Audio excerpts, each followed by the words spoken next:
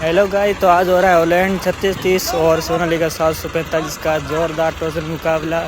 तो अभी देख आपको ये वीडियो देखने को मिल रही है और वीडियो कैसी लगी है लाइक करके कमेंट करके और सब्सक्राइब भी कर देना।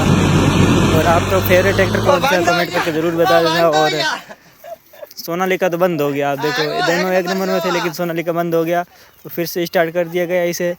और देखिए अब इसका क्या रिस्पॉन्स रहता है, पूरी वीडियो तो बने रहे आप लोग। जब तक टोचन चल रहा है आप लोग मेरे चैनल को सब्सक्राइब जरूर कर दे और एक प्यारा सा कमेंट भी कर दे। और आपका फेवरेट एक्टर कौन सा वो भी कमेंट कर दे। दोनों की ज़ोरदार टक्कर हो रही है, दोनों एक दूसरे के, दोनों में एक ही जितनी ताकत है, दोनों की ज़ोरदार